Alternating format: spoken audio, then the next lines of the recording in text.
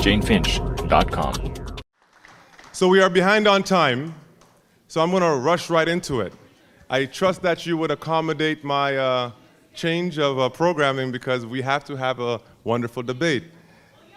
Our speaking order is Ari, Olivia, and John. Is that set? We have 1 minute to address the questions, 30 seconds for rebuttals, and rebuttals are not for every question. We'll be instructed if that's an option. I apologize to you all, and I ask that you are sympathetic for the issues in this community so that we could actually bring resolution, bring support and attention to the issues that are challenging the community. We're going to get right into it. You ready? Are you ready? We're going to start with civic engagement. Paradoxically, vote... We have opening statements or not? Oh, you are good, John. Do you think we should still have opening statements after that? We can dispense it. I don't think we care. It's okay? We don't care. Wonderful. I think we all know the candidates. We're going to get into the questions. All right. Fantastic. Paradoxically, voter disengagement, are you with me, guys? Particularly in at-needs communities, continues to be a chronic issue. It is a fact that many residents of the 13 priority neighborhoods are apathetic. They have lost hope and are not convinced about the value of voting. As mayor, will you commit to supporting the ICU in compiling a 13,000 voters pledge campaign for constituents in these inspiring neighborhoods? Ari. Me first? Absolutely. Okay. Do you want standing? Standing, sitting? Standing? Okay. All right. Good evening, everybody. I'm Ari Goldkind, and in lieu of opening statements, which we've agreed to get right to your questions, let me answer this. Everything about my campaign is about addressing the root causes of the issues in these 13 priority neighborhoods and all sorts of neighborhoods throughout the city that have lower income people. Nothing can be done to address the root causes of problems unless people vote. And that's why this election is so critical, because you've heard the same promises for 4, 8, 12 years. You have somebody who's not here tonight saying, you know, we've done it, we've done it, we've done it. Well, if it's been done, I'm not aware of it. So for me, Antonius, please hold your applauses till the end of the answer. Thank you. And by the way, I know we didn't get an opening statement. You deserve a round of applause for what you've had to go through in the last 24 hours.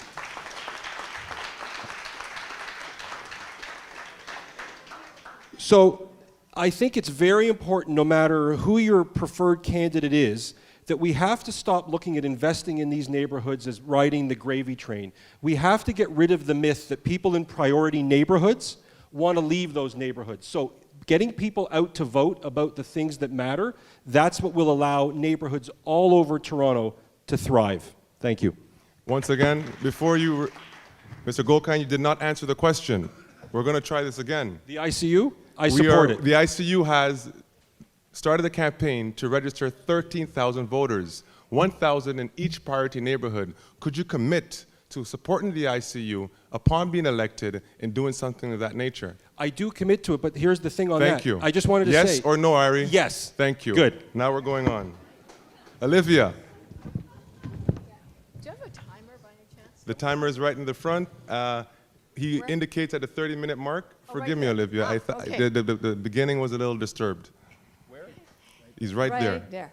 Okay. Yes. Antonius, thank you for allowing me to speak and say hello to everyone. I am Olivia Chow, and yes, absolutely, pledging to vote is important. But what is more important is actually seeing results. And when I heard quite a few years ago when low-income seniors and children have a dental problem and they can't afford to fix it, I took action with others, and collectively we're able to say that anyone that earned less than $30,000, the children and seniors would get free dental care. So in this election, I think it's really important, other than pledging, is for us to say something very concrete. That, for example, I'm pledging 40 neighborhoods will have after-school programs. But this is the reality. And if they see, Olivia, actual results, then they say, aha, this is what voting is all about. Wonderful. Thank you, John. Yeah, so I have just 30 need seconds. Oh, I okay. said no, Thank he can you. interrupt during your time. I said normally they don't. You Oh, use your time, okay. and then if he wants So, pardon me. The reason why I was interjecting, Olivia, if I could move forward, is because we are not asking for all the other. We're asking for a simple thing. Are you willing to support the ICU in compiling a database that is a pledge for 13,000 voters to come out and vote? A database is really important because often a lot of people are left out because they could be new citizens, they could just turn 18, or that they just moved, their name is not on the voters list. So doing that is very, very important. It's like a voters registration in the States. But we need to do more than that. After the registration, after a pledge, we need to take the extra step to say, this is what happens if you vote and see the results. That's right. Something concrete. That's what we need. That's it. Thank you very much.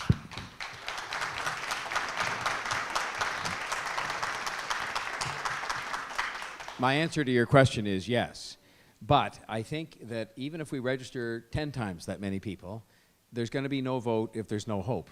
And people don't vote, I think, nowadays in a number of different neighborhoods, but especially in the priority neighborhoods, because they've lost hope in a system that doesn't produce results for them in many cases. And that's about jobs, and that's about transit, and it's about housing, and it's about a number of other things. And I think we have to make sure that accompanying the commitment to say yes to the database and yes to signing up the 13,000 people, that we say yes to actually producing some results on those things, because I think then people will have the hope that it actually matters to vote, and they will go and vote. And I think it is about results, and it is about actually producing concrete results for people through a variety of different means I'm sure we'll talk about tonight. But the answer is yes on the database. Thank you. If I could bring some perspective, the 13 priority neighborhoods have demographics that are multicultural. There's not a black issue. Black people do not own the ghetto. It is a diverse community. Jane-Finch, Rexdale, Regent Park, you name it. With that being said, when we came together to address the issue of the 13 priority neighborhoods, we were not coming together to discuss blackness or black issues. So I would ask that when we focus in, remember that we are all in the community, and all of these answers that they're getting is because these guys are the top runners, and we are looking for the candidates who have a chance of winning, or who could bring a refreshing voice based on what the media said, just to respond to what was done earlier. Moving along, I would say, what targets will you set that are measurable? Do you believe, like some other jurisdictions, that there should be a law that forces people to vote, and if they do not vote, that they should be charged or incriminated for not voting? Ari? Sorry, John. I think, at the hesitation of guessing what you want, is you want a short answer? No. I don't believe anybody should be charged if they don't vote. I don't think how about a charge as, not a charge as a criminal charge, as a ticket? You know, you get $200 if you don't vote.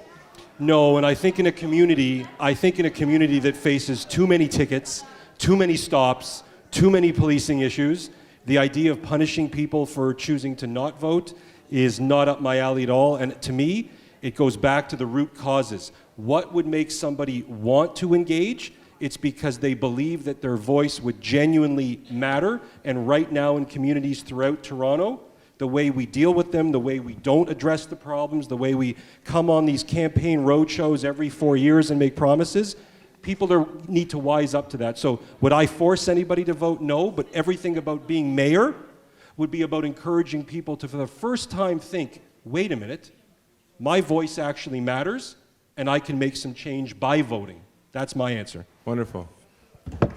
Olivia? No, I don't think forcing people makes sense because we really don't have a very good enumeration system. Half the people don't necessarily know where they're voting or their names on the list. So we need to fix that first. The other thing is that we need to do something slightly different. One of the ways to encourage participation politically is through participatory budgeting. So for example, if people have a group of money that can pull together from the city, and given to the organizations or given to a group of residents. I believe TCFC tried to do that, at Toronto Community Housing Corporation tried to do that. Then they can say, aha, this is what government is really about, is to collect the money and be able to distribute it in the way that we want to. So that kind of involvement in a grassroots level can begin to get people to feel that they have the power to make the difference. That's why they would go out to vote. Thank you, Olivia. John. You're going to have that rarest of all instances here, which is all three of us agreeing. I do not believe and never have believed in compulsory voting laws. I think they avoid the real issue. They have them in Australia, and they work okay because you do get a ticket. I think that's the way they do it. But and they get better turnouts, but I'm not sure their level of confidence in government would be any higher because they force people to vote by law. I think we have to have the system working in such a way that people are more encouraged to go and vote. As I said, if you have a sense of hope that it matters, then you'll go and vote. Let me suggest you a better idea. Something we did when I was the head of Civic Action, we set up something called School for Civics. And what that was all about was taking people, especially from so-called visible minority communities, and having a school where we taught what it was like to be a candidate, what it was like to be a campaign manager, to make people feel more comfortable from different backgrounds with the whole idea of running. Because we thought it was very important to have more people stepping up to run for public office who were from different communities across the city. And it worked. In this election right now, there are quite a few candidates running and campaign managers managing who went to that school and felt comfortable about running. To me, that's a better idea than, or your voter drive that you talked about earlier, than having compulsory voting. Wonderful. I think we're off to a wonderful start, seeing that we have all three candidates agreeing on one point. Wonderful. It's not much of a debate when they're agreeing, is it? The next issue is on racism. Racism is an ongoing reality that hinders prosperity and harmony for all. The Jewish community is protected by law from anti-Semitism. However, to date, the black community is the most impacted by racism. Why the double standard? As mayor, what will you do to actively resolve and discourage racism towards all? And we will start with Ari again. Talk about the hot seat. For me, and many of you know my campaign, it starts for me with policing issues. When you treat young men and in communities throughout the city like they're potential criminals, to make them look over their shoulder when they're going to work, coming home, and we've learned the evidence that carding doesn't work. There's no statistical evidence that it leads to solving of crimes. I mean, if that evidence... Ari, look at them. Sorry, it's not me. You're right, because the question's coming from you. Wonderful. See, this is what happens when you're not a seasoned pro at this. For me, it begins and ends with policing. I talked about from the day I launched my campaign, lapel cameras, where no more would you have this he said encounters with police. And why this is so important is because when you have people feeling like they don't matter, that the eyes of the system already suspect them, that is a recipe for disaster. And the second part to my answer in the few seconds that I have left is there's always this idea Time is up. Time is up? So Absolutely. I'll stop. And you did not answer the question. It's okay. We're going to move on to Olivia. Right. You've lost the opportunity, Ari.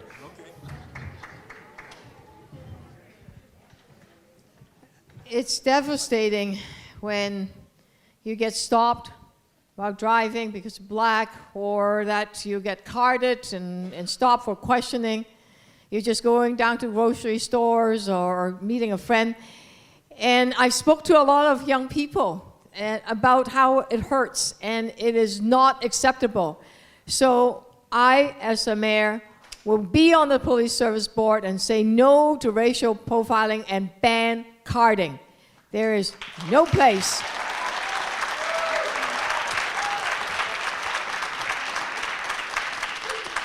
Please, if you could hold your responses to the end so we could get through the time. Thank you. There's really no place for carding, and that we need to say to each other, whether it's brown, red, black, whatever, white, we are the same as human beings. We should not be left behind, because once you get offended, That's or you time. get it feels that you feel like a criminal, and it just demoralizes a person. So enough of that. Thank you. John? In fact, I think it's fair to say that no particular group has particular protection under the legislation beyond what everybody has, every single person under the Charter of Rights and Freedoms and the human rights legislation. And I think we have to make sure that law is applied to all people in all instances of any kind of discrimination whatsoever. Secondly, I think we do have to have bias-free policing, and that includes the kind of continuous reform, and there's more needed and more should be done and more is being done by the Toronto Police Services Board on every kind of encounter that exists between police and the citizens. Thirdly, I think we have to really work at things like better representation in leadership. I think that, again, it's one of those things where we have to make sure that there is no excuse made. There are no excuses made for not having people of different communities, whether it's people of black skin, whether it's people who are Jewish or anything else that you could mention, in positions of leadership so that the people in the communities can see themselves and can actually know with confidence there is somebody like them, as it were, in positions of leadership at the Police Services Board, at City Hall, and elsewhere. Thank you, John. Moving along, I would like to remind the audience, as much as you are enthusiastic and want to support every candidate, if we could avoid extended clapping, because we are behind on time and we have a great list of questions to get through. Thank you for understanding. The next question is about childcare. There continues to be a growing demand for childcare in the City of Toronto. As mayor, what would you do to increase the amount of daycares and subsidized spaces available particularly to people in low-income communities who require two incomes to survive? We would start with Olivia. Well, I would create 3,000 childcare spaces, half of them subsidized, so that it's affordable, and high quality, because right now the wait is far too long. And I've always been committed to childcare and make sure that children have a good start in life. Mr. Tory does not support that. He would not invest 1 cent into it, unfortunately, because he said he'll wait for the provincial and the federal government to act. And these kids will be on a pension plan before they get into your daycare plan. So I don't think we should wait. I think we need to make sure that we can actually invest $15 million of city money to create more childcare. Mr. Tory, if you could respond. Well, the worst thing you can do, ladies and gentlemen, is to create false expectations, especially in political campaigns, as to things that you say you're going to do. And if you look carefully at the fine print of Ms. Chow's platform book, it talks about getting a piece of provincial money that's been announced where it's all given out by way of a formula. And quite frankly, the City of Toronto, unfortunately, at this moment in time, will get very little of that. And so it means that that target that's set out there based on that money, because it says that's how it's going to be paid for in part, is not going to be met. And so what I have said is I'm going to go first and get the money, because the notion that we are going to substantially expand much needed childcare on the backs only of property taxpayers in the City of Toronto is misleading to you. It can't happen. It can't happen in terms of a meaningful increase solely on the backs of property taxpayers. We've got to go to the other governments, provincial government and the federal government, and say you have to invest in better child care in this city. I will do that, and I'm going to do that, and we're going to get that money, but it's misleading to say you're going to create thousands and thousands of child care spaces based on provincial money that at the moment is not going to be coming here. Thank you. All right, moving along. Extended clapping is not welcome. Ari, have you not spoken? How could I forget you? Mr. Goldkind, please. There's about 10 jokes I can make to that right now, but I won't. Thank you. This is a perfect, and by the way, I say this, it's very tough to answer questions that affect so many people's lives in 60 seconds, and these answers deserve a little bit more time, and I'm the one who says, if you want to have adult conversations, sometimes they take longer. In the days, yesterday's craziness, I released my childcare policy. So let me tell you how different my vision of childcare is than Mr. Tory and Ms. Chow. I talk about investing $30 to $40 million in this. 3,000 spaces doesn't even address so many people coming into the city every year. It leaves thousands without childcare. And given that I guess I have 10 seconds, I totally disagree with Mr. Tory that the property taxpayers of this city can't shoulder this. I've talked about 50 cents a day on the backs of property taxpayers who can afford 50 cents a day. We don't have time to wait for the province and the federal government. People who need jobs and to work need to get to work now, and it's always going to be a win-win for our city when we invest in each other. Thank you. Mr. Tory, would you like to rebuttal to that? 30 seconds?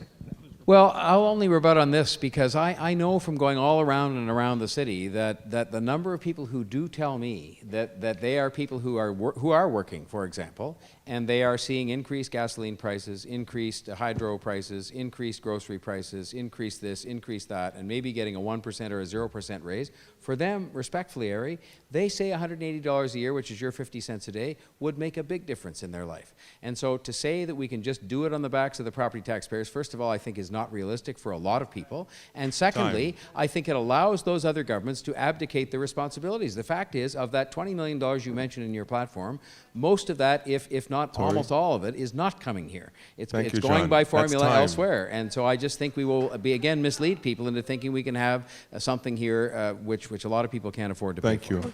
Olivia? Yeah. Come on, be serious. You have committed to $1 billion in building the Scarborough subway. When we can't spend a few $1 million for children, come on, right? It's a priority. Our priority, our first duty is really for our children. And parents cannot work if they cannot have affordable, subsidized childcare. So it's time to invest in our children.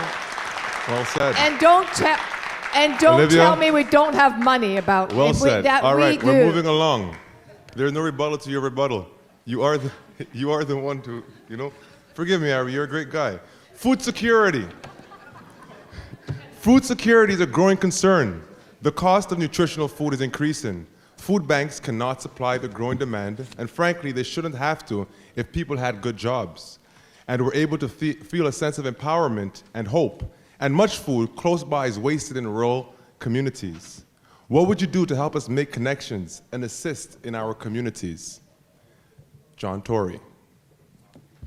Well, I'll start by saying that I think the single thing you can do best is to make sure that you have more jobs in Toronto, because if people have better, lasting, full-time jobs, then they're going to be able to afford to buy food for their families. So to me, that's the starting point for a lot of these kinds of things, is that you make sure more people are employed. And in the case of some of the neighborhoods we're talking about tonight, I think it's a crucial priority to have companies and other organizations bring jobs out to those communities by way of job fairs, because a lot of people have trouble on the food in particular. I would say that we have to make more use of things that have been done elsewhere in the city. We have a mobile food truck, for example, that is in some parts of the city, but not all. Maybe that's something that could be used in all parts of the city, certainly in all the priority neighborhoods. Community gardens. There are some good starting efforts at community gardens that are being made in some neighborhoods, but not all. And there's no reason, with the private sector's help in terms of landlords. The food in the rural communities? How do we stop that waste and bring that food into the community that needs it? Well, I mean, I think the food truck that I talked about, it could be a mobile food truck, could be a good starting point for that.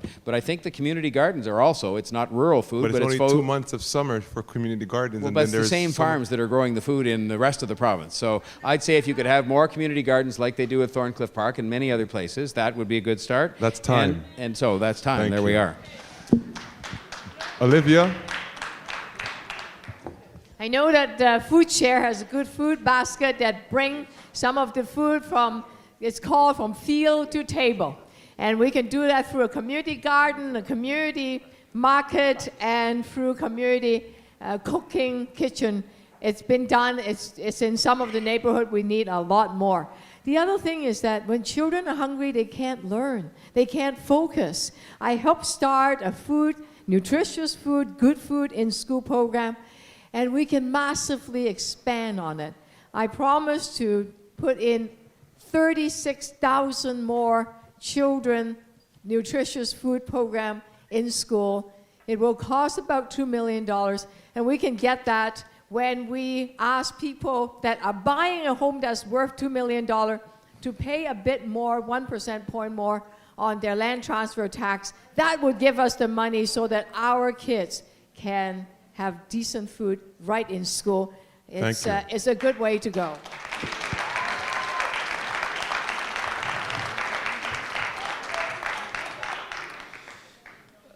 That land transfer tax increase doesn't scratch the surface. It's been spent so many different times. Let's just have the courage to say it's worth it to invest in this issue. I talk about this from day one. We are not a broke city. We can't be cheap with each other. We can't be cheap with our citizens. And food just reflects another issue that's very important to me, which nobody in this election is talking enough about, which is the issue of income inequality. That's shelter, that's housing, that's childcare, and that's food. On the issue of food, we talked about this the other day at Regent Park, so let me give you some concrete steps. I always find it bizarre where I live, in the area that I live, that there are farmers markets that we attend.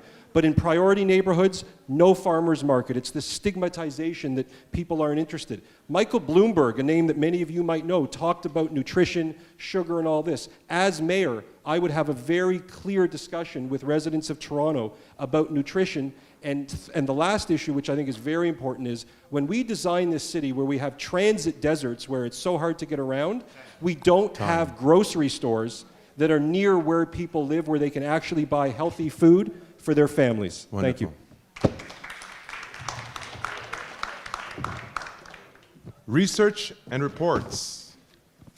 There's many of them. They create reports. Many reports and research to create reports continually are conducted. Yet none of the advice given in those reports seem to be heeded in a meaningful way. As mayor, what is your plan to implement research findings that are useful and to avoid wasting more money on research that is already done so we can stop talking and start doing? John, if you could start. Well, I think the key to this is greater accountability. You know, one of the things that I think is a flaw in our system in its own way is that we have accountability for elected representatives, but it's only every 4 years. And so it is possible to kind of have people not looking on a day-by-day basis at what progress you're actually making. And so I think if you set some goals, I mean, it's like back to your original question about signing up 13,000. It's a clear goal, it's a clear number, and you asked us if we'd support it, and we said yes. And now one will have to be monitoring that. But I think the same is true whether it comes to the number of community gardens or farmers markets, because I think that's a fine idea that you have in priority neighborhoods. The degree to which you've started to fix the housing in priority neighborhoods, the public housing, and for that matter, getting the tower renewal program going again, because it's sort of petered out. And I think you have to have clear targets on this and then have accountability that happens in the neighborhoods, where the mayor and the members of council actually show up and sit down and are held to account not for general are you feeling better about life, but rather have we done what we said we would do. Wonderful. And that's something that I'm quite pledged to doing. Thank you. I want to go to Ari this time. These answers are like races to the clock. It's amazing. Anyway, so in the 55 seconds left. Could you guys hear Ari? Can you not, is the mic... Your mic is not registering. Hold on. Share the mic. Come on, you're wasting time, Ari. Share the mic. Thank you. That one working? Okay. Thank you. Do I still get 55 seconds? All right. Of course. So this is something, again, that everybody in this room who came here tonight knows. We know what the problems are. It's easy for every candidate running for office to tell you that they feel your pain. But it's time that somebody tells you how to fix your pain. And that is the premise of my campaign. We know what to do. We know where to invest. And we have a council of 44 people who know what to do. But what's the problem? That we're not willing to invest. And when you have every expert and every study telling you that Toronto has a revenue problem, it's not about accountability. I don't like this demonizing government and demonizing management. It's about that we're not willing to invest in ourselves. Every city that succeeds around the world, every single one, and I invite you to check this yourself, always is willing to invest in itself. We don't need more studies to tell us what to do on any issue. We just need to get down to the tough choices of saying Torontonians, if we invest in each other, it will pay off for years and years to come. Thank you. Olivia? Well, let's set concrete goals with clear timeline. 5,000 jobs for young people. That's my pledge. How do I do that? We ask companies that do business with the City of Toronto to hire young people. They have to sign a community benefits agreement.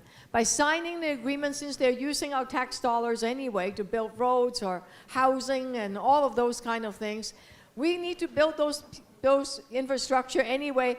make sure they hire young people, provide good jobs, provide good training. We've done that in Regent Park. 600 jobs were created when Regent Park got revitalized.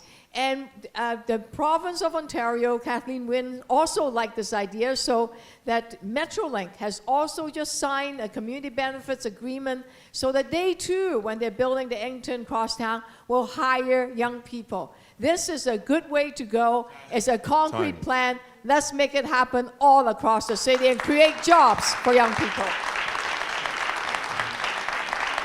John, do you feel that the question was answered? As far as research, how would you help implement research? Well, How would you help? There's a lot of research. There is the Roots of Violence report, you know. For example, how do these findings put into manifestation? Well, but you see, it does come back, with respect to my friend Ari, to the question of accountability. Let's talk about the Roots of Violence report.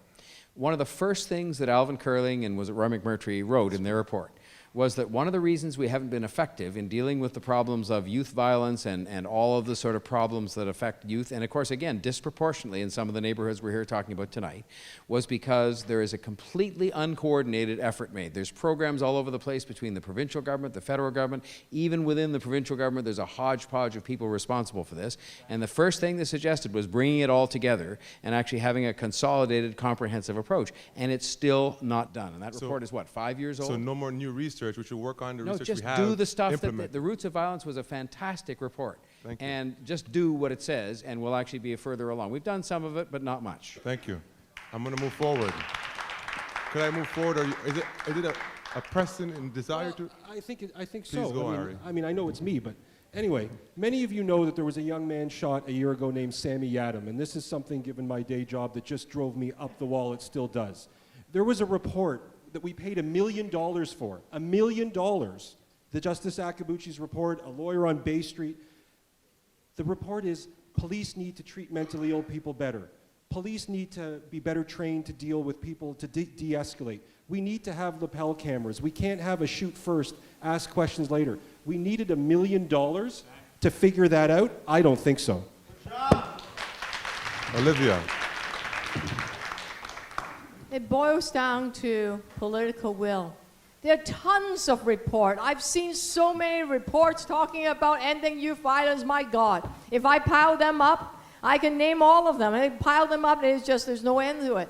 So really, you need a leader that would say precisely what can be done, how much would it cost, who's going to do it, and when will it get done.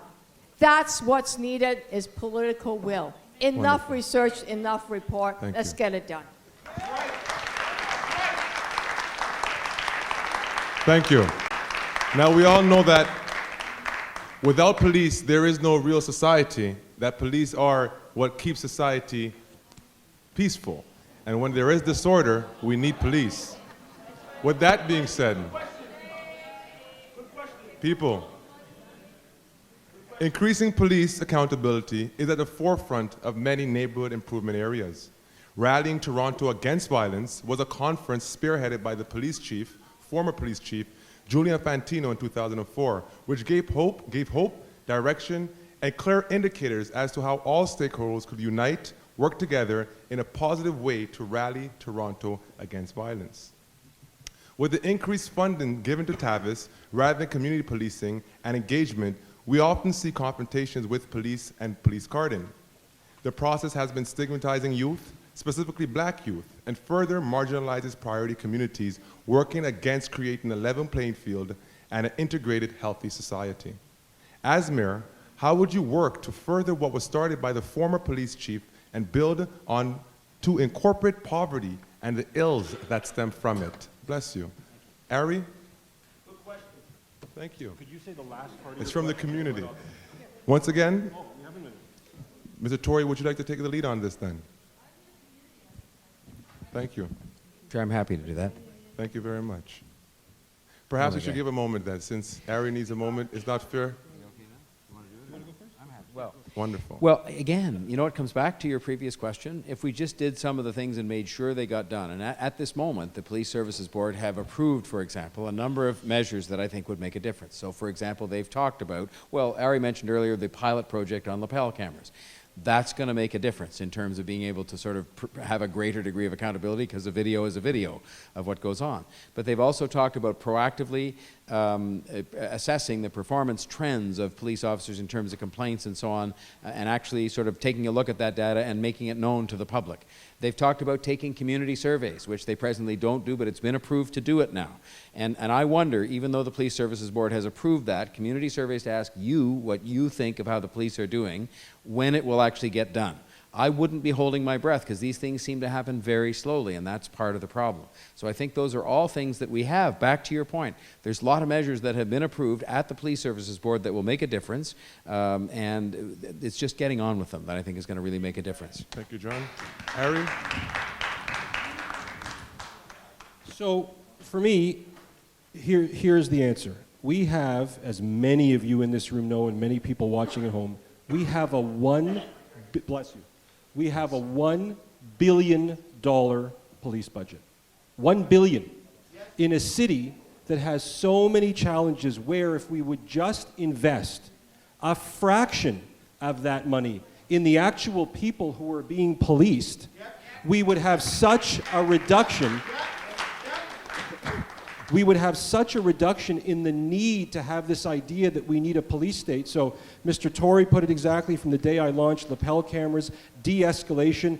You cannot talk about policing without talking about the thing that I know is not going to get me any votes, which is talking about the mentally ill and how the mentally ill are treated in this system in policing ways and warehoused in jails. This is a personal passion to me. I don't care if it gets a vote, but if we put as much money into these communities and making them, by the way, Antonius, an actual priority, we would truly understand who's meant to serve and protect whom. Olivia. And yes, you can decrease the police budget by saying to the police officers, you don't need so many hours of overtime pay. Just do it at the regular hours. Just cutting the overtime pay would save millions of dollars. To follow up what Mr. Ari Goldkind was saying. And on top of that, we need to do community-based policing. So the police officers are actually working with the social service agencies and all of the different groups to do crime prevention rather than reacting. They can actually do the prevention. On top of that, we can ask the Police Service Board to provide better training to the officers, and I, as the mayor, will be on the Police Service Board so that I can take leadership on this position. So the police officers can really serve and protect the community in a way that you want. With that being said, I am not totally satisfied with the answer. I'm going to give you all three of you an opportunity to answer, but I'm looking for a yes or a no now. The Rallying Toronto Against Violence was a conference that the former police chief put together. Ever since he has moved on, it has died out. Could you commit to revisiting what the concept of that was and rebuilding it so that we could build a better rapport with all the stakeholders, including the police and the communities? Yes or no, Mr. Tory? Well, yes, but I mean, you're asking about a conference. No, come on, be fair. I asked for just yes You invited from everyone. us here to talk. And my brother, I'm asking for everyone to give me a yes or no. The first time we all answered, now I'm just asking for a yes or a no. Is that fair? no, I don't think it is, actually. Well, continue. You can give us 30 seconds. Continue. 30 seconds. Yes, We're all sir. here, and all I was going to say is you refer to a specific conference, which quite frankly I don't remember from Chief Fantino's time, but if you said the notion of getting people together and having an annual event and having a commitment to sort of deal with youth violence, whether it's following along the Curling McMurtry report or whatever, the answer is absolutely yes. I just can't commit myself to exactly the No, I conference said commit that to you mentioned. reviewing it, Yep. getting yourself Yes. informed. Yes. Thank you. Ari? Well, you could see, Antonius, that Mr. Tory and I think Ms. Chow, were actually whispering to each other about we'd like to have a bit more back and forth between us, and I'm going to speak for myself. I don't think you answer these serious questions with just yes or no, but if you ask me, And I think one of the things that's been missing in this entire mayoral debate circus season is people getting adult, serious, thoughtful answers. They may not make great TV, but they change lives. To your question, are you asking me if I would read a report and think about it? No, yes. I'm saying they're wonderful. Move on. And if I could make that clear, I'm not just asking to read a report. There was a strategy that was employed, and it has. There was a strategy that was employed, Ari, and it was not built upon ever since one has left. I'm not asking you to make a commitment that you're not going to say yes to. To actually carry out. It's to get informed, build on what was done, and move forward. Olivia. Yes, I do know that report, and I do know that the police actually are beginning to do it. When I first answered the question, I said that working with all the stakeholders, the social service agencies, all coming together, they have a pilot project. They started in Topical. We can do so much more and spread it all across the city. And absolutely, yes. What will you do, Olivia, to improve the rapport between Tavis and the community, seeing that they're very needed? Well, what Travis does is that it's supposed to do they did the front end and not the bottom end. The bottom end is supposed to then bring people together to build and empower the community to build the institution, whether it's people being able to find more support of each other. It's the rebuilding that did not take place in Travis. So the beginning piece is okay, but it's Olivia? the end part that needs to be done more of. John?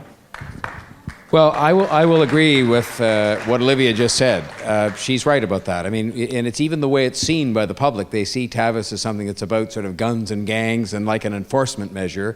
Whereas if you go back and look at the roots of what it was supposed to be, it was supposed to be, yes, about law enforcement, but it was also supposed to be about what I'll call community building and relationship building. And I think that, again, I don't think there's gigantic disagreement between the three of us here that we have to work at that end of it. The law enforcement part, people understand, but the getting at the root causes, which includes relationship building and includes kind of dealing with things at a community level, is actually as important as the law enforcement part in terms of having reduced need for law enforcement. Thank you. Ari? Are you okay with this? I'm okay with it because I've said this is like my day job, and I don't think you can answer these questions in 30 or 60-second hits, and I'm not going to try. I didn't give you 30 seconds. It was a crescendo, so to speak. Now this is a piece of the end. That's a nice musical way of putting it. I do like you. that. All right. Poverty. Many people, if you ask me, are poverty pimps. They live off the avails of the poor. In North America, poverty is a crime. Child and family poverty is a persistent problem. Despite efforts to address child poverty, including a decade-long national initiative by Campaign 2000, more than 1/3 of Toronto children still live in poverty. This is an absolute disgrace. The cycle continues in too many neighborhoods, including this one that we are in today. What is your commitment to addressing the cycle of poverty, and how will you strategize with residents and stakeholders to demonstrate your effort in its alleviation? Ari? So again, a very complex question, which is just being thrown at me. Let me say what I believe back. You can't address this question without having a city that's willing to say, we're going to invest back in the very communities that have been ignored. And by the way, you just saw today, there's a transit announcement by the gentleman who's not here that he's now obsessed with the downtown relief line. Well, how about all the people in this community, in this area, Rexdale, Malvern, who don't have transit? So for me, when you talk about poverty, yes. when you, no, Antonius, I'd like to give the answer I believe in, if that's Absolutely. Okay. Continue. So with the greatest of respect to people who deserve answers, because that's what I'm here to give, you cannot talk about poverty without the root causes of it. That is transit deserts where people take 2.5 hours to get to jobs that don't even pay them enough to support their children. Now, I'm out of time and I'll stop, but I've got 5 more answers. Olivia? It's okay. He had his time. After you pay rent, there's hardly enough money left because you don't have a good job. That's what we need. Better jobs, good paying jobs, higher minimum wage. Number 2, let's build 15,000 units of affordable housing so you don't have to wait 6 or 8 or 10 years to get into a unit. That would help. Number 3, childcare. If you don't get affordable childcare, how are you going to be able to go to work? Then how you get out of that cycle of poverty? But most important is empowerment. Feeling that, yes, you can make a difference. And often is friends and support and community and social service agency coming together and say, yes, we can support each other. We can do something with each other, for each other. That is what would take to bring people out of a cycle of poverty, because it is very demoralizing. It takes a lot of emotional support to get that out of cycle of poverty, because it's really demoralizing. Thank you. John.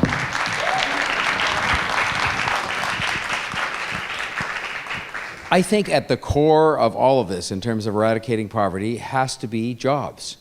People who are in poverty are either unemployed or they're underemployed. Now, there are some exceptions to that, people who are disabled and some people who are seniors who can't work anymore, but most of the people who are otherwise in poverty are people who are underemployed or unemployed. And it's one of the reasons why I talk so much about attracting more jobs to the city. And I think the other problem that happens then is access to employment if you're in the priority neighborhoods. And that can consist of access because of a lack of transit, but it can also be access because nowadays, if you know that there are stories, and they're not stories, they're true stories, about people applying for jobs, and when their postal code shows a certain neighborhood, that resume somehow makes its way to a file where it's never considered. And I think what we've got to start to do, and I want to bring IBM and RBC and Bell and Ford to the priority neighborhoods, because there's huge untapped potential in these neighborhoods. So if the people can't easily get to the jobs for a number of reasons, bring the job opportunities to the people. And when it's been done, it works. The companies are delighted to find talented people and to hire them, and I think we've got to make a real proactive effort to do that. Thank you. I would like to remind candidates that this is a competitive debate, and that's why you have a little bit of time to respond. We'd like to see you quick on your feet. Sure. So please bear with me. I know it's not enough time to cover these issues, Ari, but you're doing great. Do you want to respond? Moving along. No? Olivia. May I respond? Absolutely. I think it's important to set targets, because if you don't Pardon? set targets... Could you give me a moment then? Thank you very much. What performance measures will you set?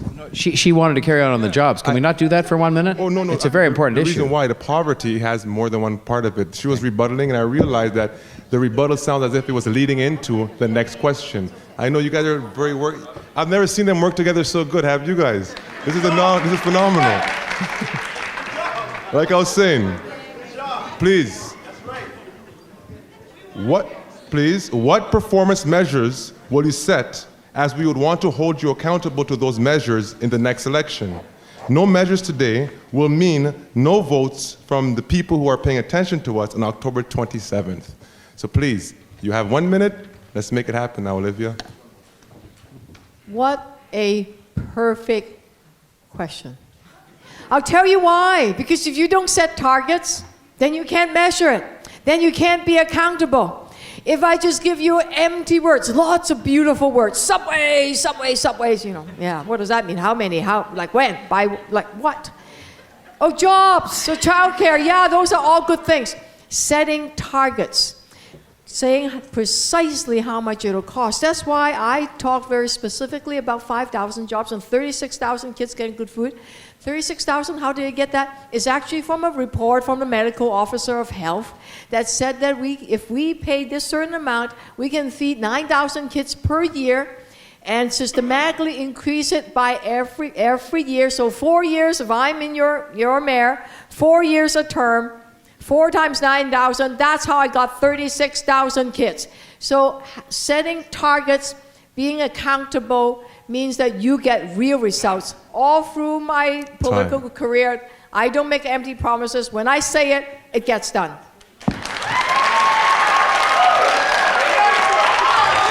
Ari? Your turn. Yes,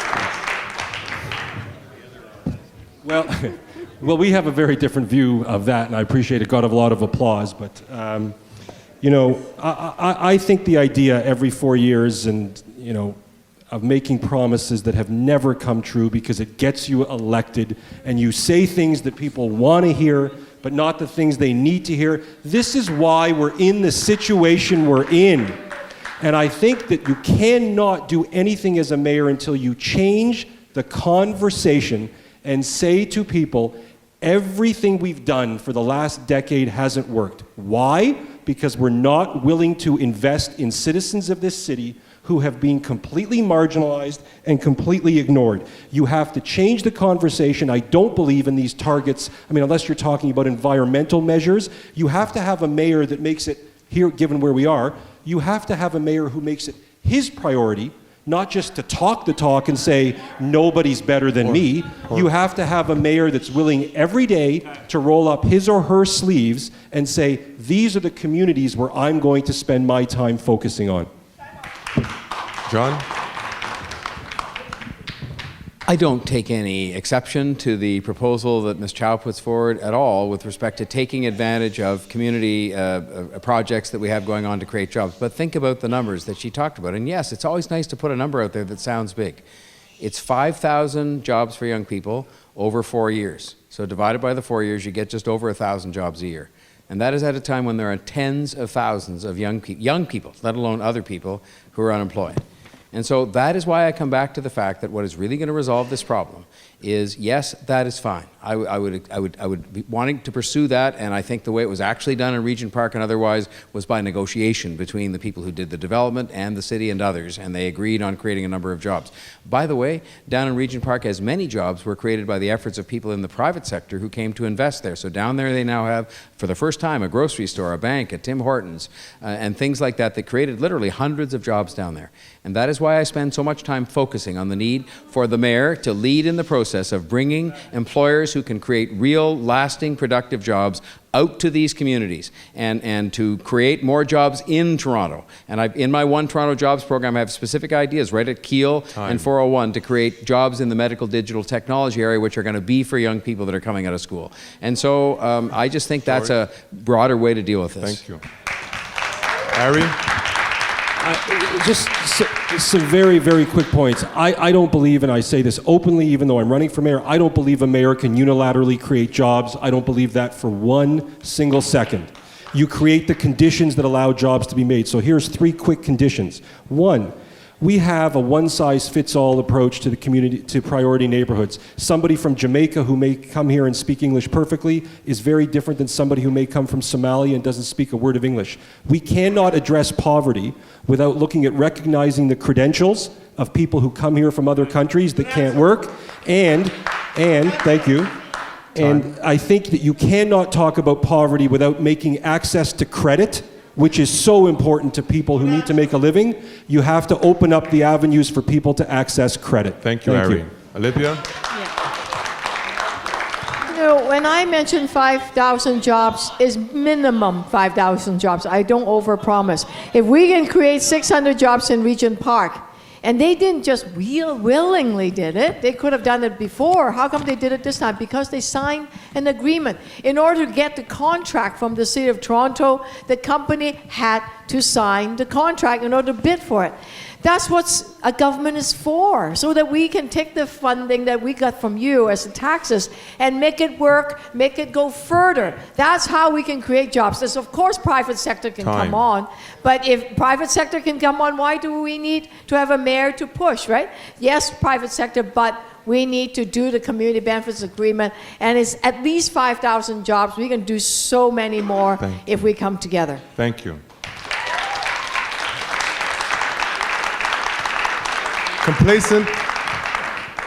Complacent leadership.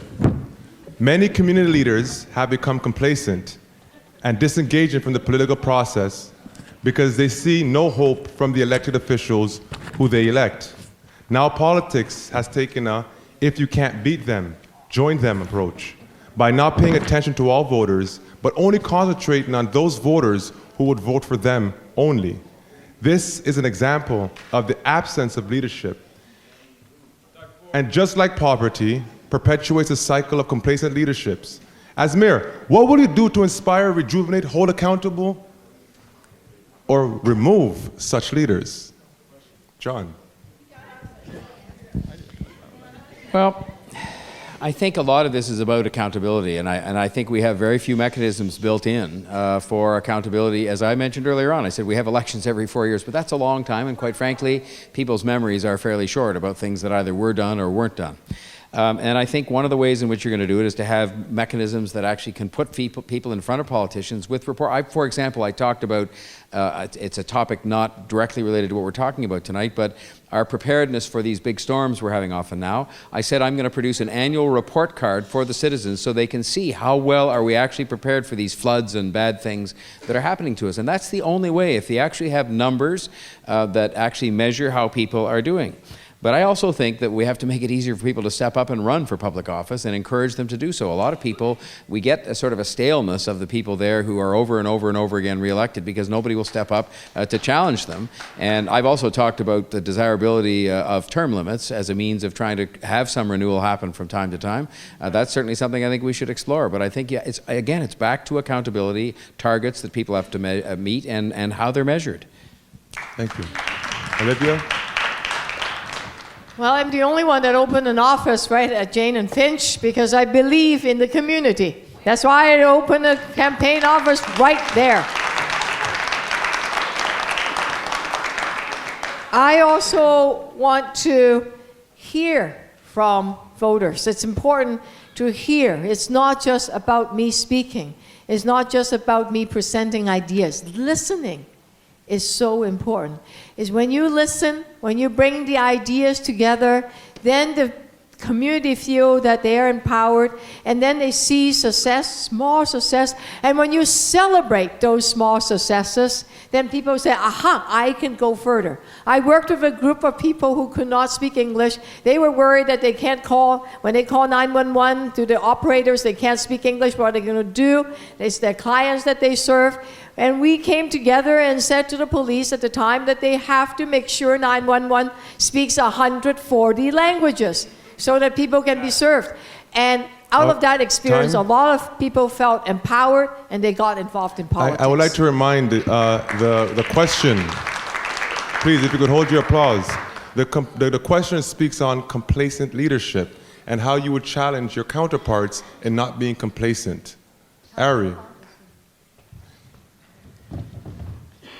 I heard the answer about flooding, and I just got totally confused with the question. So I took it as, how do you turf out terrible leaders? That's how I took it. Would you answer the question? Well, for me, I mean, welcome to case in point about what's going on tonight.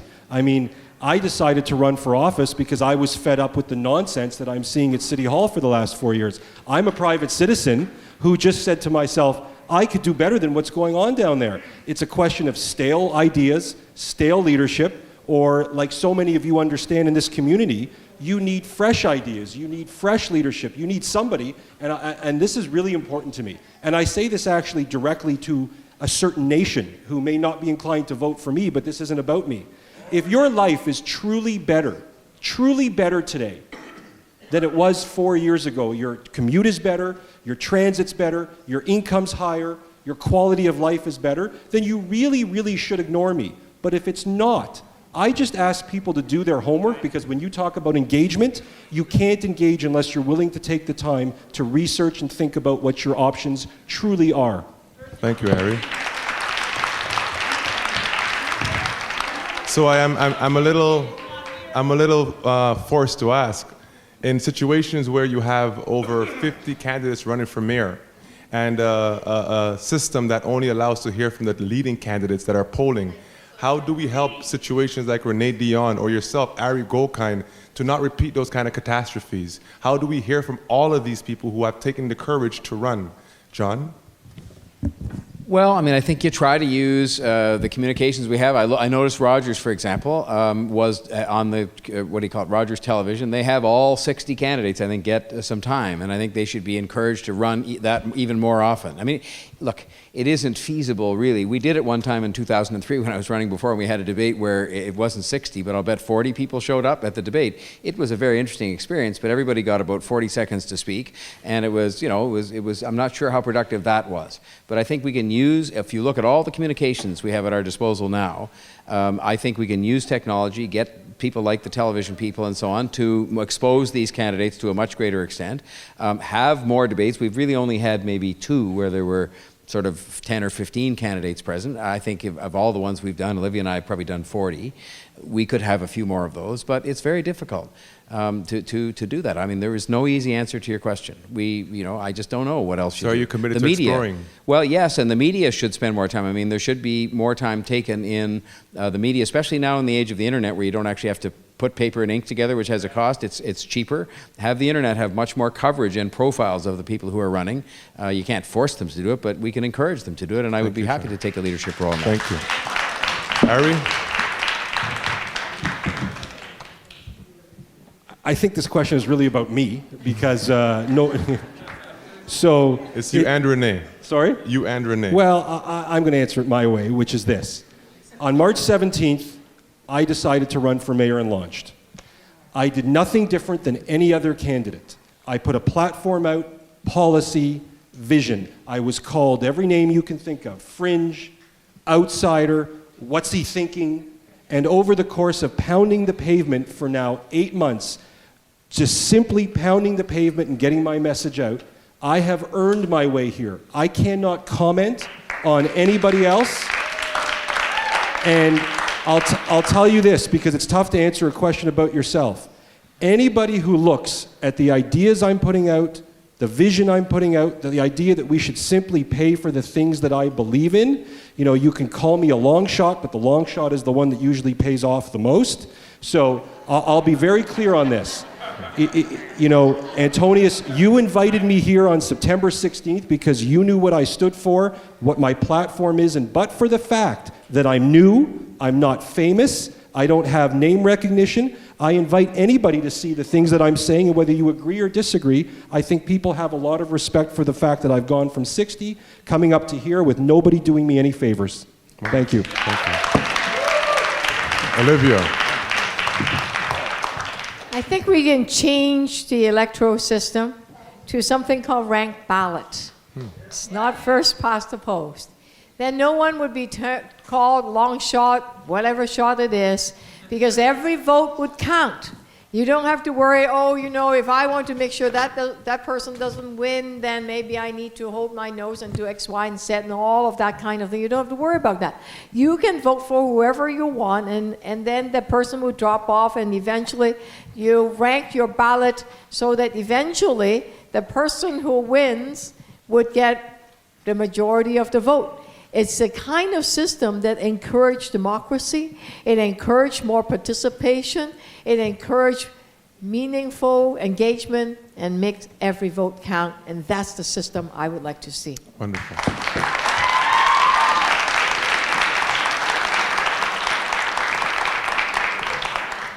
The 2012 Toronto budget proposed by Mayor Rob Ford contained over $88 million in cuts to programs that address the inequities faced by children, seniors, and other vulnerable Torontonians. Such cuts have significant impact on priority neighborhoods, community programs, and resources for families and youth. How will you protect and improve funding for community programs that act as real investments rather than stopgaps? Ari? There's a trend here. For me, it's very simple. I've talked about this many times. I drove here tonight. I drove here in my car. The fact the vehicle registration tax is cut and I can't afford $60 a year when somebody who needs to buy a Metro Pass has their Metro Pass jacked up every time, to me, that is a bizarre notion of fairness. I appreciate it's an easy talking point. I'm answering it. And I appreciate that for many. Oh, is that a good answer? Oh, well, then I like you even more, sir. How's that? It's very hard to hear up here. And by the way, I appreciate that because I think people know I actually answer with what I believe, not what I think may work.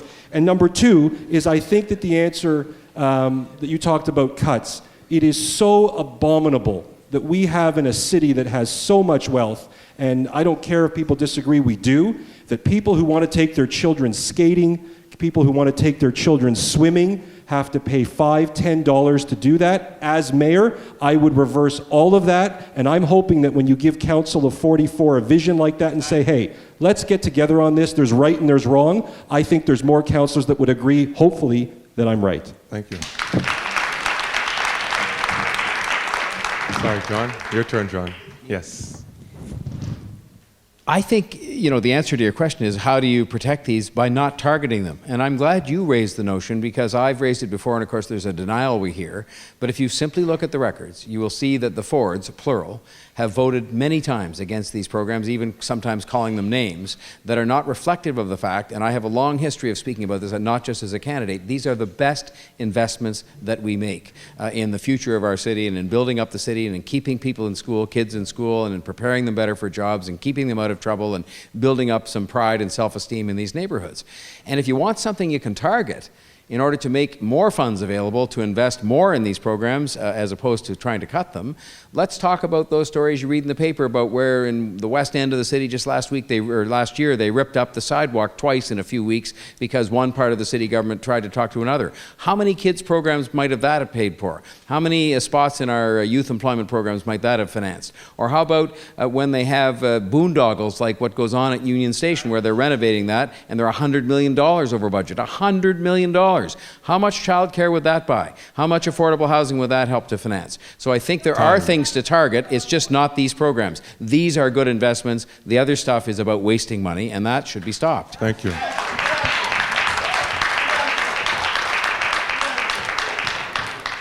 If you listen very carefully, Mr. Tory did not say that he would restore the cuts. Right? If you listen very carefully, he did not say he would reinvest. He did not say that he would restore the cuts to the TDC. First thing Mr. Ford did was cut the $15 million onto TDC, so the bus got more crowded and your fares went up. That's just not fair. So one of my top priority is to increase bus services by restoring the money that had been cut from the budget.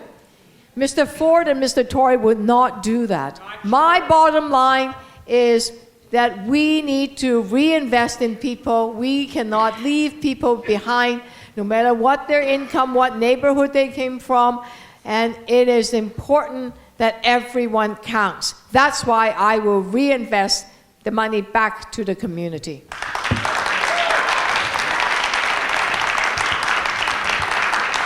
Are you going to rebuttal? Do you need a mic, Harry? Yeah. Wonderful. I just say, and I appreciate that certain candidates get more of a free pass, and I completely get it, but if you're a person who's concerned about policy, just plain, boring policy, because it's policy that changes lives, not personality. Every time you hear somebody say, invest now, invest, we'll spend more, you must ask yourself as an educated, curious, intelligent voter, where's the money coming from? And I invite everybody to do that. There's an issue that we know around affordable housing. I'm not going to get into the whole spiel of it. I'm going to go straight to the question. Many staff use policy as an excuse in housing to not do the necessary work to help residents. In spite of the rhetoric, we haven't seen much of the Fords in these neighborhoods either to help us out with the housing issues. If you are elected, what actions will you do to propose to respond to the affordable housing crisis? Harry? Trend continues. So, I've talked about this a lot, and the fact that there's disagreement on this issue would be puzzling to me. There's an $800 million repair backlog that repair people aren't allowed to go do repairs in community housing. So you're sending a message to people that their homes don't matter, that they don't matter. So if you want to talk about poverty and stigma compared to the homes that the three of us are lucky enough to go home to, and you're telling people that We can't repair things, and we're going to fix your water faucet while your boiler and your water heater just explodes. That is a bizarre notion to me of how to run a city. And two, because it's not enough to say you're going to build these things like we have shovels and we have, we can go to build a sandcastle. You have to do something now because people can't wait. And there are private homes available in this city that I would very carefully look with council at creating a rent bank so that no apartment is vacant and that landlords understand that it's a win for them today to fill those apartments if there's a small subsidy through our government. Thank you, Harry. And may I ask, do you feel that I call on you too much as the first speaker? Because there's a trend. I'm a person who's happy to answer any question, anytime, from anybody, so keep going. Wonderful. John, please.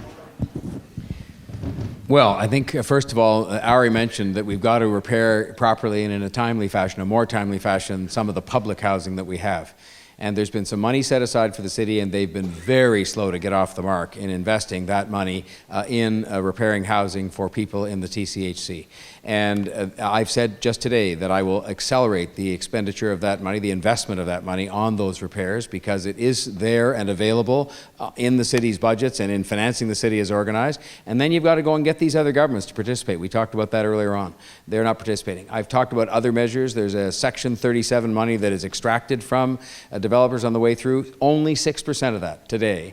All that money that comes from developers for extra space they get, extra density they get in their buildings, only 6% of that goes to affordable housing. There's other good things supported by it, but only 6% goes to affordable housing when we have an affordable housing crisis in this city. We've got to reinvigorate the tower renewal program. Again, it ran out of gas, like so many things do in government. It's a great idea. Even nearby here, San Romano Way, you could show what you could do with the tower renewal program in terms of revitalizing those buildings, both socially and physically, and it ran out of gas, and we've got to reinvigorate that. So those are some things that have to be done, both to increase the supply of affordable housing and also to repair the housing we already have. Thank you. Olivia? Well, for rental housing, we need to say to the landlord they would get a stiff fine and regular inspection if they don't fix the existing rundown buildings. Number one. Number two, TCHC, yes, we need to fix them, and we need to give more power to the residents so that they have more ways to control the funding to maintain it. Mr. Tory said that the money that he's promising for a program, the city has already announced and is already spending the $125 million this year. It's already there. So I don't know what you're announcing because it's already been done. So I just can't understand it because there's a regular program in the next 9 years to fix TCHC building. So I think the key thing is making sure that money is well spent and that we also need to get both the provincial and the federal government on side because that money from the city is not enough. We need more and give the tenants more control over how that money is spent. Tom.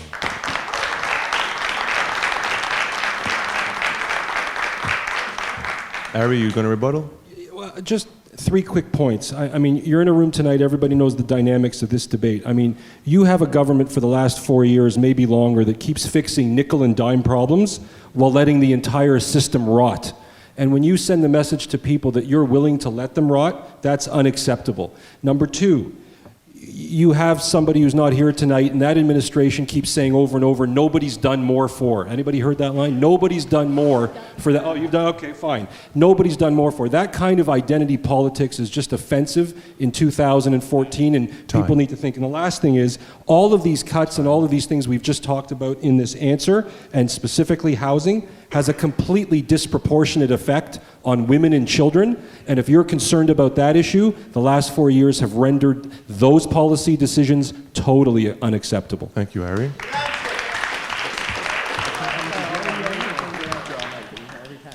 Carrying on with that question. What is your take on revising housing bylaws and policies to reflecting the changing demographics that needs and the needs of the residents? Could you commit to changing those policies to reflect the needs of the residents? Talking about housing policies. John. Well, I mean, you talked about bylaws and so on. I mean, for example, one thing I have talked about earlier in the campaign is reviewing the bylaws as it relates to the creation, say, of secondary, like a suite inside somebody's house, so that they could reflect the fact they're older and maybe living on a fixed income, but it also could create some more housing for people who need housing. But I don't know what you mean by changing We're bylaws. talking about policies. For an example, there's a lot of stigma around civic engagement. When we approached housing to get support from them, everyone was nervous because they're not allowed. But it's a fact that the people who live in these areas need to be voting. They need to be massaged to vote, and the policy did not allow the staff to do that. Could you help? Could you help the policy change? I sort of understand. So Are you that talking about like TCHC staff, for TCHC example? staff, I'm talking about Toronto Community Housing. But, I'll the say to you- policies are limiting, Yeah. and they're not allowing for any growth or development to occur. I'll say to you respectfully, because I respect the question and I respect the challenge you talk about, but I'm not sure it's the job of TCHC staff for a couple of reasons. I mean, one is they No, work not for the staff. We're asking as a mayor, are you willing to work with them to revise, to look at, to see what doesn't work, and to make those amends? Well, I think we have to ask the people what's not working, but you mentioned specifically the staff, and they can't be involved in so I'm talking about policies. Okay, well, name me a policy, and I'll tell I'm you not if I going to do. name your policies. Are you willing, Mr. Mayor, potentially, to look at the policies with the staff and the community to revise them? Yes, but that makes it Thank one of you. these kinds of answers that Ari correctly said understand. earlier on is kind of an answer that's very vague. If you said to me a policy, nothing is easy. can you give me an example? I'm not going to give you an example. Okay, We're going well, to move fine on. If you then. can't answer I'll the just question, say yes, I'll review it. Thank you. But I don't know which policies you're talking about. Thank you. Ari? Yes, please. People see that the tone and tenor of these debates are very different when I'm here versus somebody else. So I'm actually, and you can say what you want. I don't know what Ms. Chow is going to say. As mayor, let me tell you how I would answer a question that I really don't understand without the facts and the evidence. I would say, as mayor, I'm not going to spitball to make a room full of people clap for me. I'm going to say I have a great staff. I want you to write the question out. I want to understand.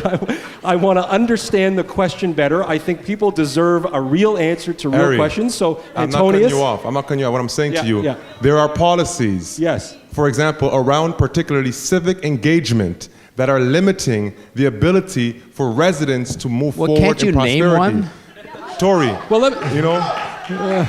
no, I tell you got this. it. I tell you this. Just to give us an example. No, but I don't I'll know, give you an Tory. example. You know, I'll hold on, give I'm you not an finished. example. I do not know. I'll do it. And I think that adding on to what you're saying, Ari, when we don't know, we shouldn't act like we do know. All that I do know is that I tried to engage the system, and the process was crippling. So I'm asking if you are willing to sit down, because I'm sure you don't know all the policies out of your head either. actually I'm do asking know. that we sit down together I'll give and you review 2 the examples. policies. Let me. Olivia, Well, I still okay. thank you.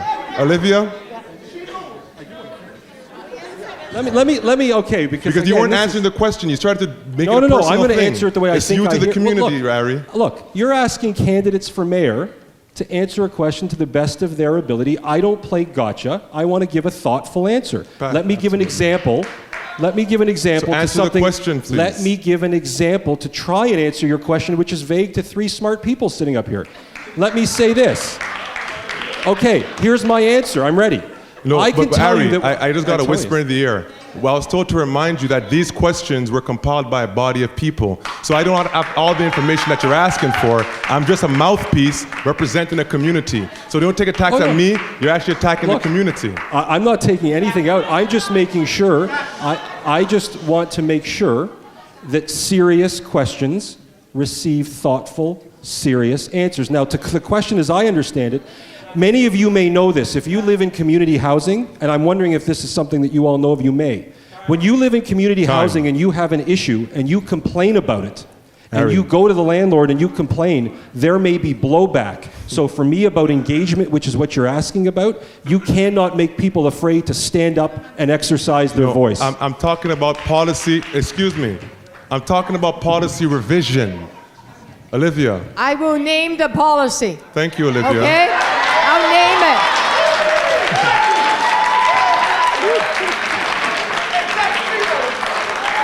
Thank you, please.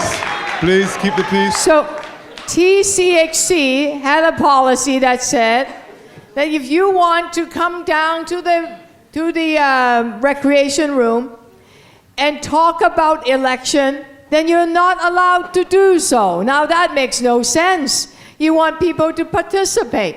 right? You want people to get engaged. You want candidates to show up and say what they stand for. And yet TCHC has this bylaw, these rulings that said, no, you cannot go there. So you know how I canvass TCHC? I stay outside. I stay outside, I knock on people's door and come outside, and they say, Ms. Chow, why can't we go in there? Well, actually, we're not allowed to. That's one of the bylaws. The other thing is this, that if they open it up for every candidate, that's fine. It doesn't have to be just one candidate. The other thing is this, that, you know, sometimes it's important that we turn our buildings into a cooperatives so that people can manage their own building. Time. And let's do that. A rebuttal? Well, I'll just begin by thanking and commending Olivia for knowing about that policy and saying that policy is ridiculous. I don't think, you alluded to staff, I don't think staff should be involved in any politicking that goes on, but that room is a part of the homes of those people who live in those buildings, whether they be publicly owned or not. And it should not affect their right to participate in the democratic process. So if that's the policy you're referring to, then yes, that should be reconsidered, one of them, and you know of others. But it should be reconsidered. It's not right. It's part of their home, and they should be able to have people in their homes to discuss politics just like everybody else can. Thank you.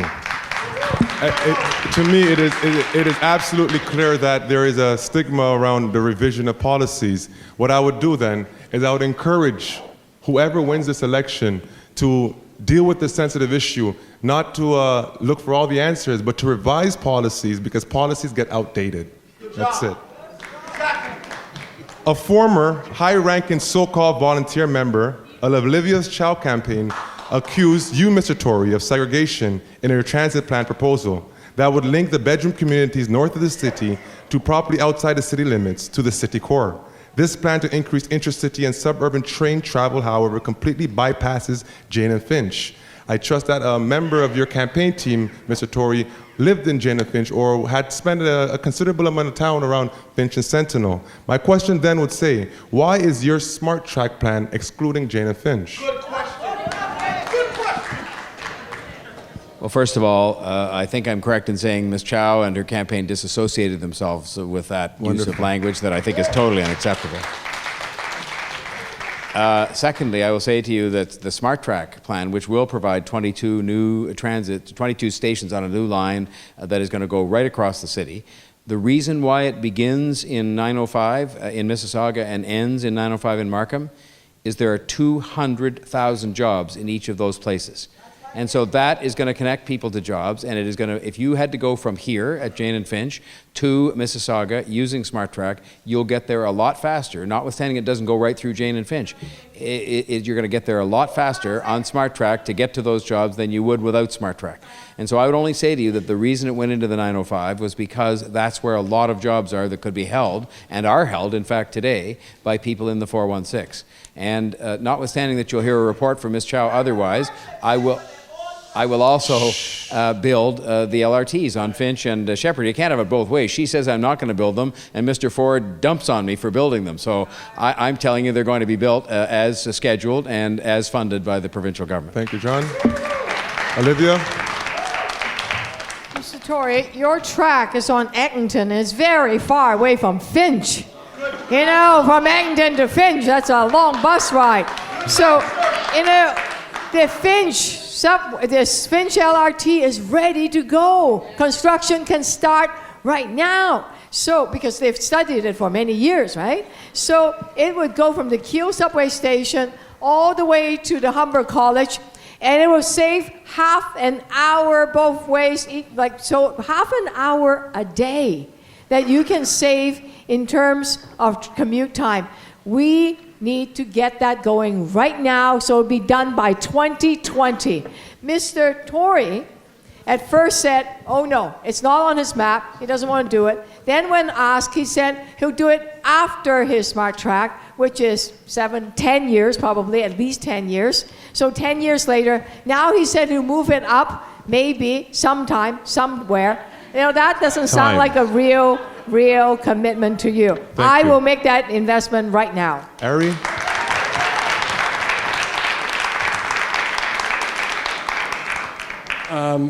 I'll let Mr. Tory and Ms. Chow fight their own battles on that.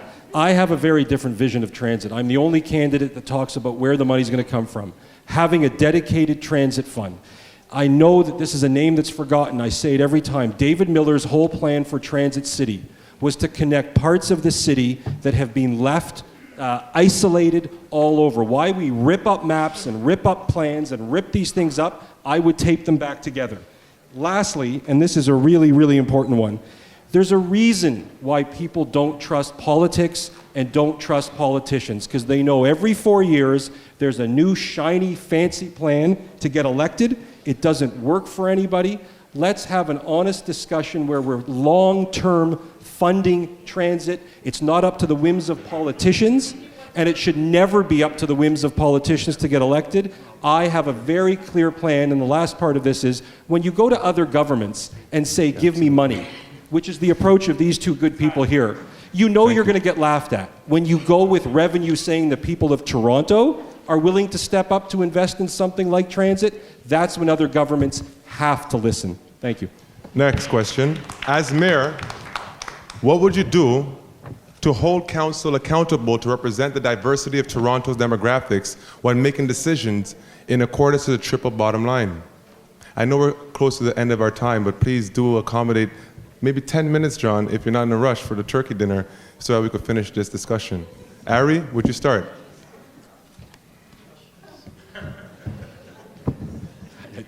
Caught something there. For me, for example, many of you know there's 7 out of 44 councillors that are members of visible minorities. That's not a great number in a city like ours that keeps, flashing the flag that we're the most diverse, we're the most accepting, the most welcoming. This ties into your earlier question, which is how do you have a government that's for the people when it doesn't necessarily look like the people? So that's number one. But number two, in the nanosecond I have left, and this may not play well in the room and I'm okay with that, I'm much, much more interested in what somebody stands for and what their policies are than what the color of their skin is or any of that stuff. To me, it's about policy and who you are as a person, not much else. That's my answer. Mr. Tory, please. Well, there's an old expression that says you can't win if you don't run. And I think that it comes back to something I discussed earlier on. When it comes to politicians themselves being more representative, you have to have initiatives repeated and expanded over and over again, like the School for Civics I talked about that we initiated at Civic Action, where you actually brought people consciously from visible minority groups, which are underrepresented in our political system, into rooms across the city and said, here's how you run for office, here's how to get some confidence, here's other people we're going to put in front of you that have done it. And then the same thing we heard when it came to appointments to boards and agencies. And they said, well, we can't find any black or brown or Asian or this kind of person or that kind of person. And we said, fine then. And what we did through the diversity program, which I co-chaired, is we made up a talent bank of 2,500 people who fit those various characteristics, and 500 appointments resulted out of that because we just said, fine, we will go and find the people, because we all know there are qualified people from every group in Toronto society that can sit on those boards and be leaders, and now those boards look better because of those 500 appointments. School for Civics will make a difference over time, but we've got to give people the self-confidence to step up and run, because again, you can't win if you don't run. Thank you. Olivia?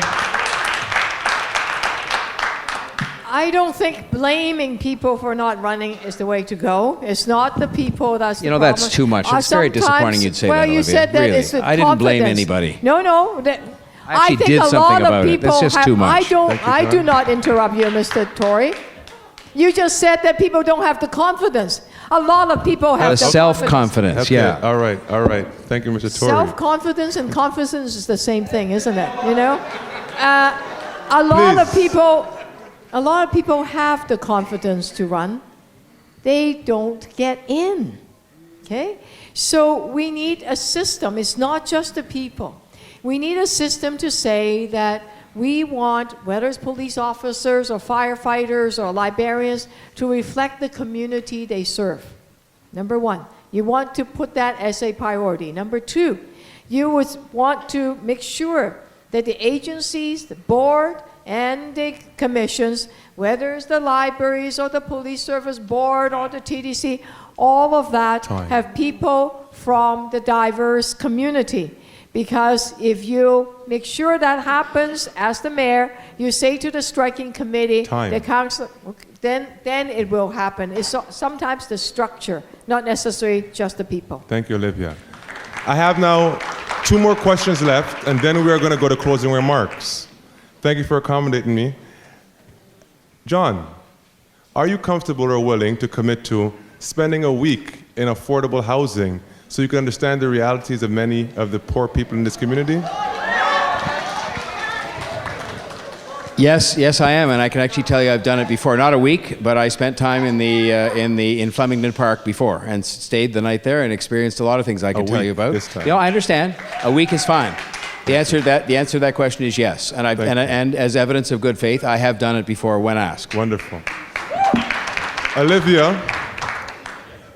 Well, invite me next week. I'll come and stay for a week. And I grew up in St. Jamestown. So, so anytime, invite me, I'll be there. Ari? That's a very easy one for me, given that I spend my career dealing with people who have all sorts of challenges, from mental health to disability to people who get in trouble. I'll be very clear. The answer to that is yes, because I've said this out loud before you and I ever met, Antonius. Until you spend a minute in somebody else's shoes, you can never truly understand what they're going through. Good answer. The ICU, one of its first pillars is to bring accountability, to bring support, and to evaluate the work of allocations of funding and resources to community programs.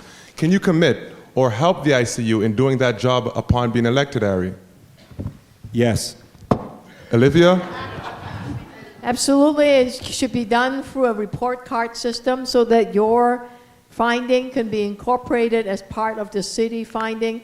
And not only should it be dissected, reported out, there should be a report card, and then after that, knowing who has been left out, then set a target and have an action plan to make sure that no neighborhood is left behind. So take the research and turn it into an action plan so something can happen the year after. John? Yes. Thank you. That's the best answers we're hearing there. Olivia, if you could get your, or maybe I should give you guys a minute, or are you ready to do your closing remarks? Yeah, absolutely. You ready? Yeah. Ari?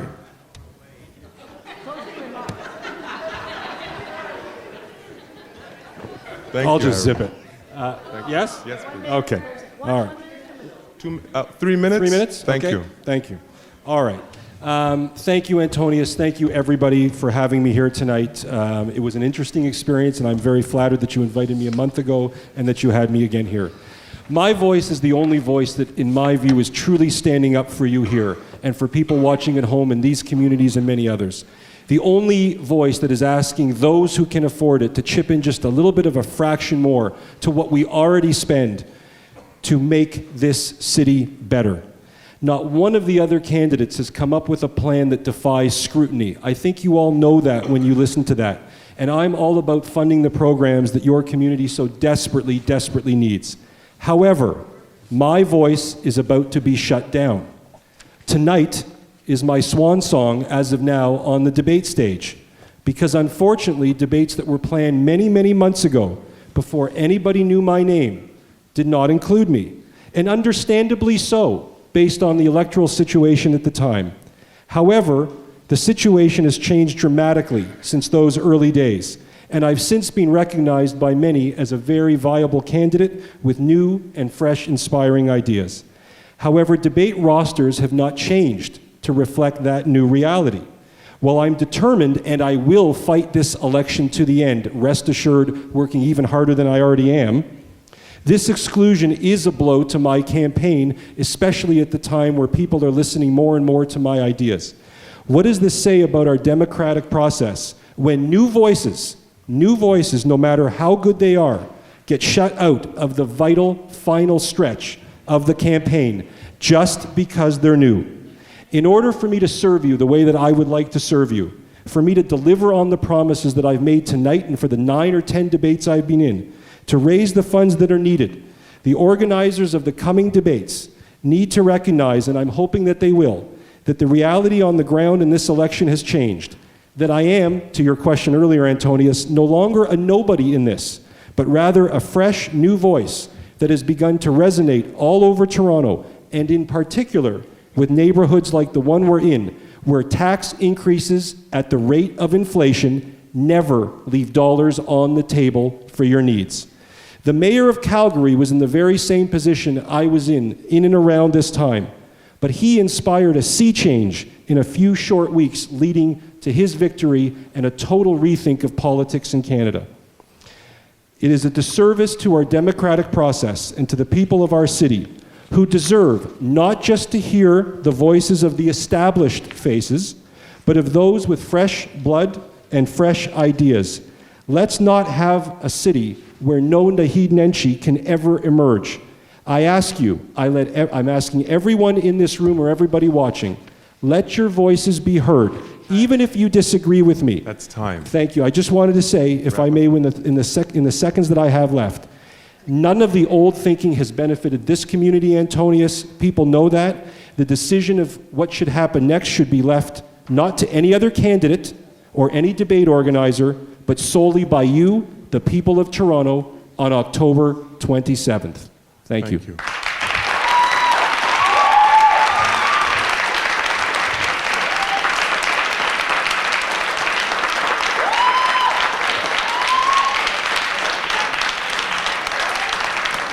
Thank you. Olivia, closing remarks, please. Well, this campaign reminds me of the old Sesame Street song. One of these things is not like the others, because I'm not like the other guys in the campaign.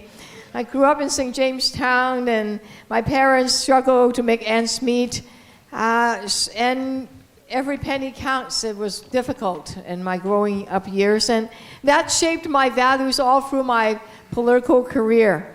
Now, Mr. Ford and Mr. Tory has one view of the city. They will continue the damage of the past 4 years when too many people have been left behind, especially in priority neighborhoods. High youth unemployment, crowded buses. I'm not like the others. I don't think it's right that people who don't own a car can't get on the bus or lined up forever. I don't think it's right that some kids go to bed hungry. And I don't think that it's right that families who need after-school programs or affordable child care for the kids can't get them, or that young people can't find a job. Those things are not right. They are not okay, not in our great city. So I've committed to you that I would invest immediately to improve bus services, to have better child care, better after-school programs, and we would support each other and build more affordable housing. But tonight you've heard, Mr. Tory won't end carding. He doesn't have a specific jobs plan, no specific commitment on building child care, no specific plan on building affordable housing, and that is just not fair. I know that I'm not the loudest talker or the smoothest talker, but I'd rather let action speaks. And years ago, when I noticed that kids needs breakfast program, I acted. When people who don't speak English cannot connect with 911 operator, I acted. And when low-income seniors and kids didn't have basic dental care, I acted.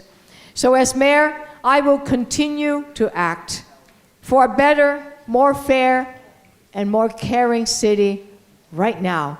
I hope I can get your support on October 27th. Thank you.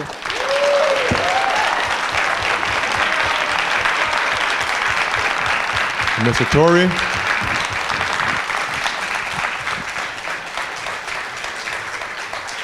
Quite a few years ago, I was at the Jane-Finch Mall.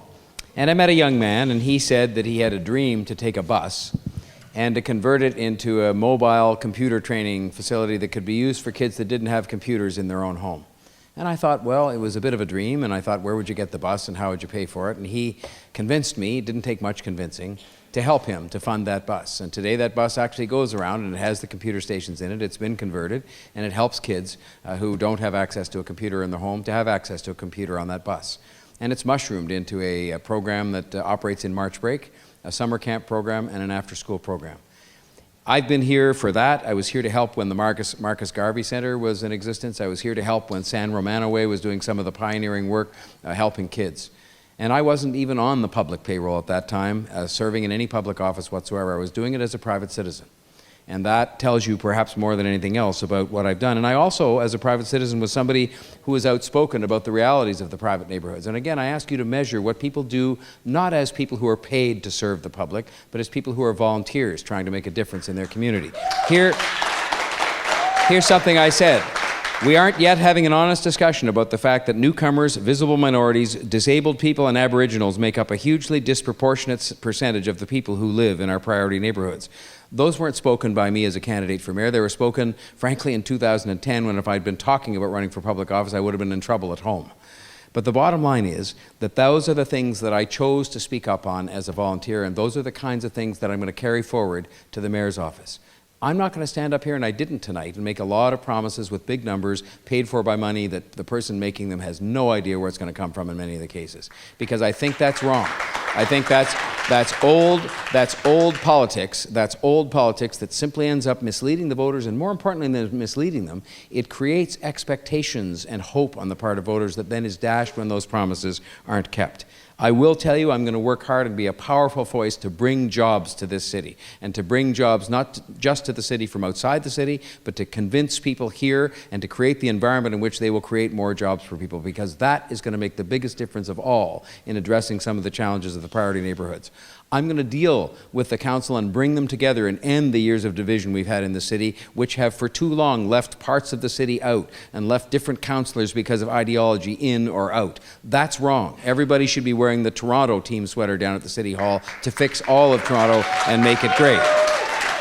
And it means dealing with the other governments as well, because as we've discussed over and over again tonight, they have a lot of the real money to deal with affordable housing and with childcare and with infrastructure that's going to keep the city running properly. And so I commend to you, I commend to you my history as a private citizen, including in this very area of the city where I named 3 specific examples of places where as a private citizen, as a volunteer, I stepped up to help. I'm going to do the same as the mayor because it will be my job, but it will also be my privilege to do that because it's going to take a city that's good, but it's not good enough. It's going to make it great. And I'm looking forward to having that responsibility with your support after the 27th of October. Thank you. A round of applause.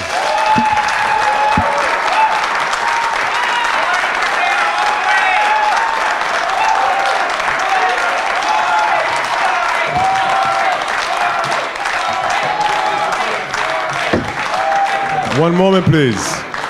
I would like to thank everybody who has taken the time to come out tonight, and I'd like to remind the candidates that a mentor of mine gave me a beautiful quote that I'd like you to carry away with. The art of leadership is not in having all of the answers. It's in asking the right, sincere questions. God bless you.